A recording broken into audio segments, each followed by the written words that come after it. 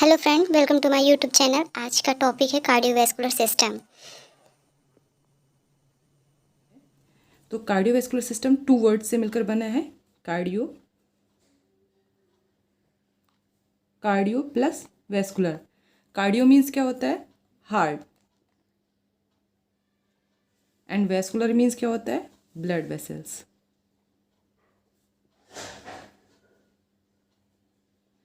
तो cardiovascular system में main दो टॉपिक्स क्या हैं? Heart and then blood vessels. तो आज हम क्या पढ़ेंगे? हार्ट। तो हार्ट क्या है? हार्ट हमारा सिचुएटेड किधर होता है ये बताएंगे। सिचुएटेड हमारा जो लंग्स होता है, लंग्स, ये लंग्स दोनों साइड सिचुएटेड होता है। लेफ्ट साइड का लंग हो गया एंड देन राइट साइड का लंग हो गया।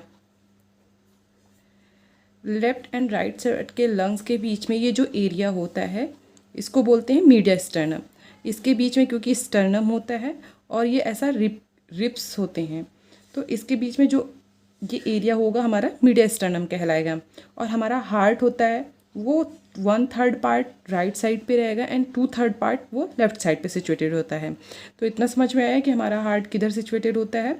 हमारा हार्ट सिचुएटेड होता है मीडिया स्टर्नम।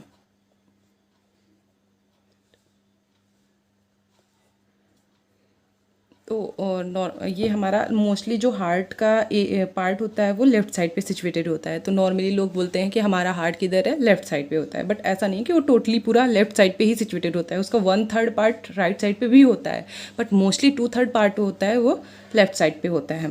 देन वेट पे आएंगे तो वैसे तो इंडिविजुअल पर्सन टू पर्सन थोड़ा बहुत वेरिएशंस होते हैं हार्ट के वेट पे, बट जो एक एवरेज वेट होता है उसके अकॉर्डिंग हम इसमें मेल एंड फीमेल्स का जो एवरेज वेट होता है वो अलग अलग होता है। तो मेल का जो वेट होता है हार्ट का,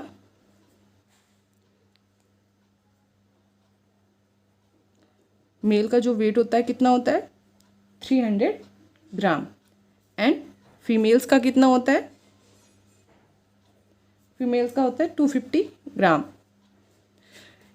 इतना समझ में आया। देन शेप हमारा कैसा होता है? हार्ट किस शेप का होता है? नॉर्मली हमने सुना है कि हमारा जो हार्ट होता है वो एक मुट्ठी की तरह बंद मुट्ठी की तरह होता है और कोन शेप का होता है। तो हमारा जो हार्ट होता है वो कोन शेप्ड होता है, कोन शेप्ड एंड क्लोज्ड फिस्ट की तरह होता है। और इसका साइज़ की बात करेंगे। साइज़ हमारा जो इसका साइज़ होता है long, 9 centimetre with wide and 6 centimetre thick होता है। लोकेशन हमारा जो हार्ट होता है उसका वो तो मैंने बता दिया कि 1/3 पार्ट इसका राइट साइड पे होता है एंड 2/3 पार्ट लेफ्ट साइड पे होता है। 1/3 पार्ट किधर होता है? राइट साइड पे एंड 2/3 पार्ट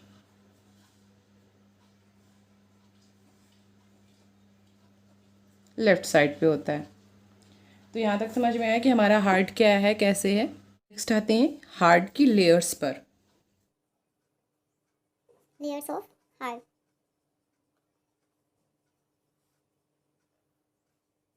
तो देखते हैं कि हार्ट का डायग्राम कैसा होता है।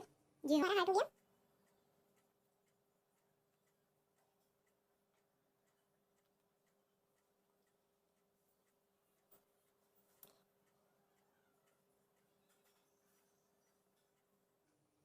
तो हमारा हार्ट जो होता है इसका नीचे वाले पार्ट को हम क्या बोलते हैं? वेंट्रिकल्स।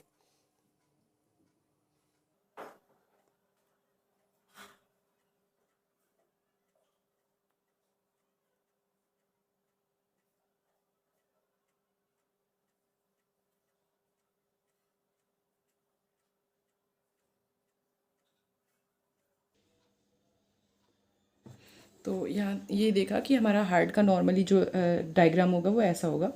तो हम हार्ट जो मेनली होता है वो 4 पार्ट में डिवाइड 4 वॉल्स में चैम्बर्स में डिवाइडेड होता है। जो इसके 4 चैम्बर होते हैं। फर्स्ट चैम्बर का नाम क्या होता है? राइट एट्रियम होते हैं, 2 वेंट्रिकल्स होते हैं। तो जो राइट साइड का होगा तो राइट एट्रियम, लेफ्ट एट्रियम,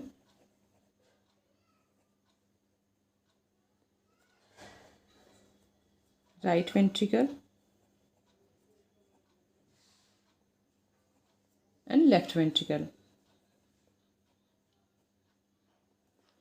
जो ये इधर वाला पार्ट होता है उसको ये लेफ्ट साइड होता है, लेफ्ट साइड, एंड देन इधर वाला जो साइड होता है वो राइट साइड होता है।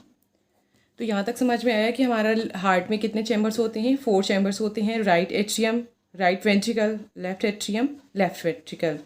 और इसमें जो लेयर्स होते हैं वो कितने लेयर्स होते हैं? 3 लेयर्स होती हैं। जो 3 लेयर्स कौन कौन सी होती हैं? जो बाहरी आउटर मोस्ट लेयर होती है उसको बोलते हैं पेरिकार्डियम, पेरिकार्डियम। और देन मिडिल लेयर जो होती है उसको क्या बोलेंगे? मायोकार्डियम।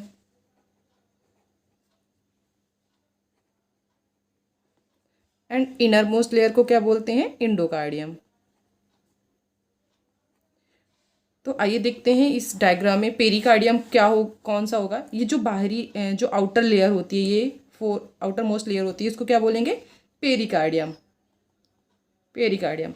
और ये जो बीच वाला ऐसा ये वाला पार्ट हो गया, क्या है हमारा? मायोकार्डियम। ये जो कि सबसे थिक पार्ट होता है और हार्ट का 95% जो वॉल्स का एरिया होता है वो मायोकार्डियम ही एंगेज करता है। और जो ये इनर मोस्ट लेयर हो गई इसको क्या बोलते हैं? इंडोकार्डियम।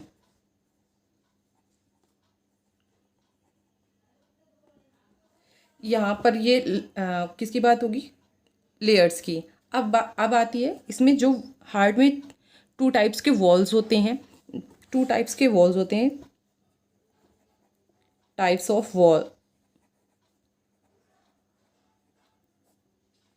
पहला वॉल्स क्या होता है? एट्रियोवेंट्रिकुलर वॉल, एट्रियोवेंट्रिकुलर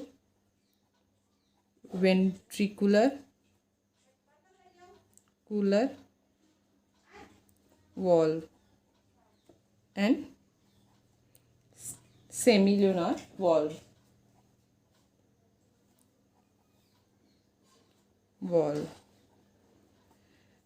तो देखते हैं एट्रियोवेंट्रिकुलर वॉल्व किसको बोलेंगे और सेमिल्यूनर वॉल्व किसको बोलते हैं। जैसे कि आपको नाम से पता चल रहा होगा कि एट्रियोवेंट्रिकुलर मींस एट्रियम और वेंट्रिकल्स के बीच का जो वॉल्व जो वॉल्व डिवाइड कर रहा होगा उसको बोलते हैं एट्रियोवेंट्रिकुलर वॉल्व। तो यहाँ पर ये एक लेयर है, ये वॉल्व होती है जिसको बोलेंगे राइट साइड एट्रियोवेंट्रिकुलर वॉल्व, और जो इधर लेफ्ट साइड की वॉल्व होती है इसको लेफ्ट एट्रियोवेंट्रिकुलर वॉल्व बोलते हैं। अब जो राइट साइड की एट्रियोवेंट्रिकुलर वॉल्व होती है ये इसमें 3 वॉल्व्स होते हैं, और जो लेफ्ट साइड की एट्रियोवेंट्रिकुलर वॉल्व होते हैं उसमें 2 वॉल्व्स होते हैं, जिसलिए इसको दूसरा नेम इसका मिट्रल वॉल्व भी बोलते हैं। एंड और सेकेंड सेमिल्यूनर वॉल्व किसको बोलते हैं? सेमिल्यूनर वॉल्व्स में 2 टाइप्स के वॉल्व्स आते हैं, aortic valve and pulmonary valve. अब हम देखते हैं कि ये यहाँ से हमारा राइट एट्रियम हो गया, लेफ्ट एट्रियम हो गया।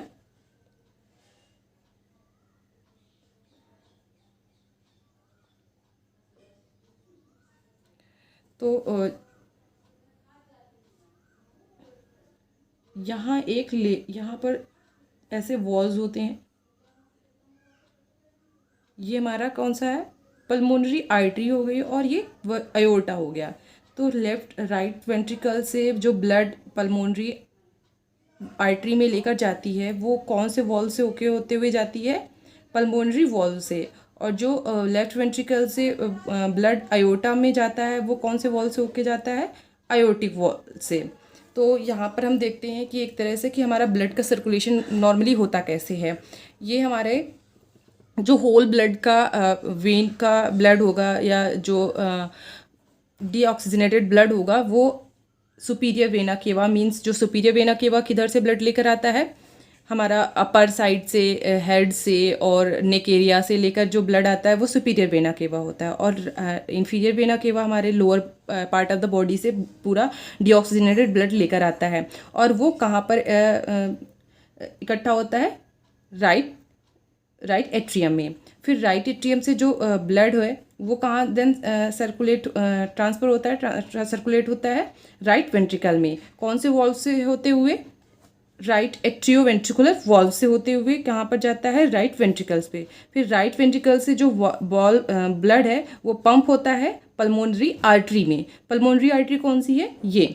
तो पल्मोनरी आर्टरी से ब्लड कौन से वॉल्व से होते हुए जाता है? पल्मोनरी वॉल्व से होते हुए जो ब्लड होगा वो पल्मोनरी आर्टरी में जाएगा। पल्मोनरी आर्टरी ब्लड हमारा लेके कहाँ जाती है? लंग्स पे, both side of the lungs, left lungs and right lungs.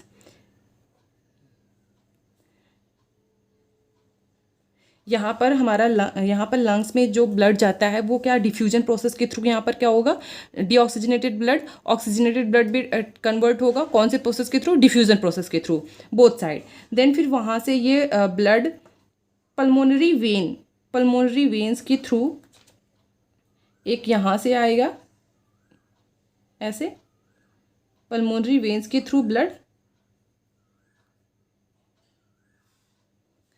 हमारा लेफ्ट एट्रियम में आता है। लेफ्ट एट्रियम में ब्लड, कौन सा ब्लड आएगा? ऑक्सीजनेटेड ब्लड आएगा। ऑक्सीजनेटेड ब्लड फिर कहाँ जाता है? यहाँ से पंप ट्रांसफ़र होता है लेफ्ट वेंट्रिकल में। लेफ्ट वेंट्रिकल से जो ब्लड पंप होता है वो होल बॉडी में पंप होता है। और किसके थ्रू ब्लड पंप होता है? एओर्टा के थ्रू। तो यहाँ से ये होते हुए और एओर्टिक वॉल्व से होते हुए ये एओर्टा में आता है और होल बॉडी में सर्कुलेट हो जाता है।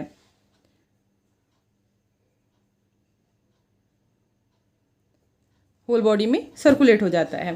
तो यहाँ तक समझ में आया सबको?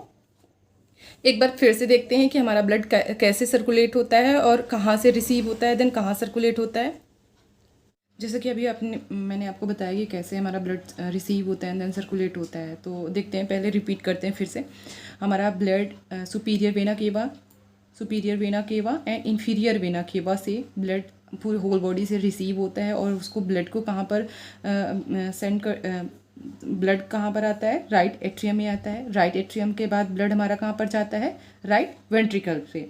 फिर राइट वेंट्रिकल से ब्लड हमारा पंप होता है और कहाँ जाता है? पल्मोनरी वॉल्व्स के थ्रू पल्मोनरी आर्टरी में। एंड पल्मोनरी आर्टरी कहाँ पर जाता है? ब्लड हमारा लेके कहाँ जाता है? Both side of the lungs. Both side of the lungs में हमारा ब्लड क्या होता है? डिफ्यूजन प्रोसेस के थ्रू ऑक्सीजनेटेड ब्लड में कन्वर्ट होता है। जो भी डीऑक्सीजनेटेड ब्लड हमारा बॉडी से रिसीव हुआ है वो कन्वर्ट होता है ऑक्सीजनेटेड ब्लड में। देन फिर ऑक्सीजनेटेड ब्लड हमारा पल्मोनरी वेन्स के थ्रू कहाँ पर रिसीव होता है? लेफ्ट एट्रियम में। लेफ्ट एट्रियम के बाद हमारा ब्लड कहाँ पर जाता है? मिट्रल वॉल्व्स के थ्रू लेफ्ट वेंट्रिकल में जाएगा। लेफ्ट वेंट्रिकल से ब्लड पंप होता है और एओर्टिक वॉल्व के थ्रू एओर्टा में जाता है और एओर्टा से फिर होल बॉडी में सर्कुलेट होता है। तो अब देखते हैं कि एक हमारा जो सर्कुलेशन होता है, पल्मोनरी सर्कुलेशन होता है, देन सिस्टमेटिक सर्कुलेशन होता है। तो ये जो ब्लड हमारा राइट वेंट्रिकल से ब्लड पंप होता है वो हमारा लंग्स में जाता है और इस सर्कुलेशन को क्या बोलते हैं? Pulmonary circulation.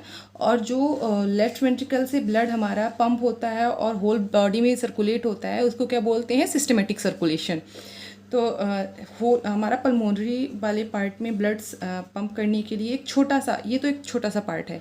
तो इसको एक थोड़ा सा वर्क करना पड़ेगा और ज़्यादा एफर्ट्स नहीं लगाने पड़ेंगे, बल्कि इसी की जगह पे जो लेफ़्ट साइड का वेंट्रिकल है उसको होल बॉडी में ब्लड सर्कुलेट करना है, ब्लड पंप करना है। तो उसको ज़्यादा पावर की नीड पड़ेगी और वो ज़्यादा वर्क करेगा, जिसकी वजह से हमारा जो लेफ़्ट साइड का वॉल होता है वो थिक होता है अकॉर्डिंग टू राइट साइड। और इसी तरह हमारा जो राइट एट्रियम होता है वो वेंट्रिकल्स के अकॉर्डिंग थिन होता है और वेंट्रिकल्स का जो वॉल होता है वो थिक होता है। वो क्यों? क्योंकि हमारे जो वेंट्रिकल्स होते हैं वो ब्लड को पंप करते हैं और उनको एक ज़्यादा पावर की नीड होती है, और जो कि कहाँ से जनरेट होती है? कॉन्ट्रैक्शंस के थ्रू हमारे वॉल्स से। तो यहाँ तक समझ में आया। फिर हम जब हमारा ये ब्लड राइट एट्रियम से लेफ्ट वेंट्रिकल में, राइट वेंट्रिकल में जाता है, तो ये ब्लड बैक फ्लो ना हो, इसकी वजह से जब ये बैक फ्लो ना हो तो ये क्या होता है? क्लोज हो जाता है। ये ब्लड कैसे, ये क्या होगा? ये वॉल्स पूरे क्लोज हो जाएंगे। इसी तरह ये वॉल्स का पर्पज क्या होता है वो बता रही हूँ। इसी तरह अगर ब्लड हमारा राइट वेंट्रिकल से पल्मोनरी आर्टरी में जा रहा है तो पल्मोनरी आर्टरी से देन वापस वो रिवर्ट बैक राइट वेंट्रिकल्स में ना हो, इसके लिए कौन सा वॉल्व यहाँ पर प्रेजेंट होता है? Pulmonary valve. इसी तरह यहाँ पर मिट्रल वॉल्व हमारा ब्लड को बैक फ्लो नहीं होने देता है लेफ्ट वेंट्रिकल से लेफ्ट एट्रियम में, और यहाँ पर एओर्टिक वॉल्व क्या होता है? एओर्टा का जो ब्लड होता है वो बैक फ्लो नहीं होने देता है लेफ्ट वेंट्रिकल में। तो हमारा वॉल्व्स का जो पर्पज क्या होता है कि वो ब्लड को बैक फ्लो होने से रोकता है। इसी पे एक बात और आती है कि जो ये वॉल्व्स होते हैं ये ओपन एंड क्लोज होते हैं। इनके ओपन एंड क्लोज होने से एक साउंड जनरेट होता है जिसको बोलते हैं कार्डियक साउंड। तो कार्डियक साउंड कितने टाइप्स के होते हैं? 2 टाइप्स के होते हैं, जिसको हम बोलते हैं लब साउंड एंड डब साउंड। तो जो लब साउंड जनरेट होता है वो कौन से वॉल्व्स क्लोजर से होता है? लब साउंड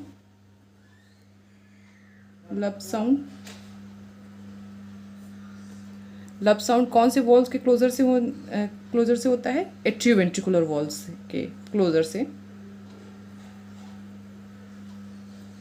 और जो डब साउंड होता है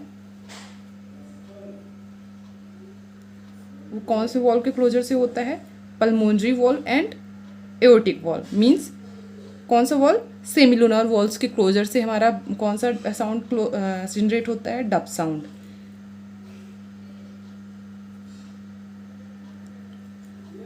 तो इन हार्ड साउंड्स को हम कैसे सुन सकते हैं? एस्कल्टेशन प्रोसेस होती है जिसके थ्रू हम हार्ड साउंड को सुनते हैं। तो उसके लिए कौन सा इक्विपमेंट हम यूज़ करते हैं? एक इक्विपमेंट आपने नॉर्मली देखा होगा, स्टेथोस्कोप। जो स्टेथोस्कोप से हम क्या सुनते हैं? हार्ड साउंड सुनते हैं, या बॉडी के कोई भी माइनर साउंड्स होते हैं जो हम नॉर्मली अपने नॉर्मल ईयर्स से नहीं सुन सकते हैं। उनको सुनने के लिए हम कौन सा एस्कल्टेशन के हम स्टेथोस्कोप यूज़ करते हैं। तो अब देखते हैं कि हमारा पल्मोनरी वॉल्व्स को सुनने के लिए हमें अपना जो स्टेथोस्कोप का डायफ्राम एरिया होता है उसको कहाँ पर प्लेस करते हैं। डायफ्राम एरिया आप समझ रहे हैं, जैसे कि ये स्टेथोस्कोप होता है ऐसे ये वाले एरिया को हम क्या बोलते हैं? डायफ्राम। और ये क्या होते हैं? ईयर लोब्स होते हैं। तो ये वाले एरिया को हमको कहाँ पर पुट करना है? जैसे कि हम देख रहे हैं कि हमारा ऐसे रिब्स होते हैं,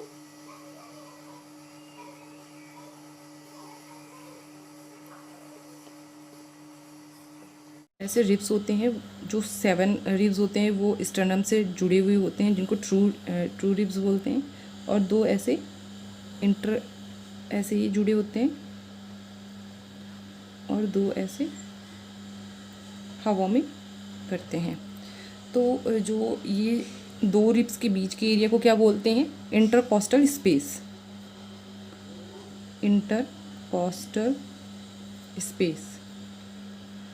तो हमें जो पहला मतलब पल्मोनरी वॉल्व्स को सुनने के लिए हमें अपना डायफ्राम कहाँ पर पुट करना पड़ेगा वो हम देखते हैं कि इन हार्ड साउंड को हम सुनेंगे कैसे। तो 2 टाइप्स के जो हार्ड साउंड होते हैं, लब एंड डब, इसके बारे में मैंने बता दिया। अब इन हार्ड साउंड को सुनेंगे कैसे?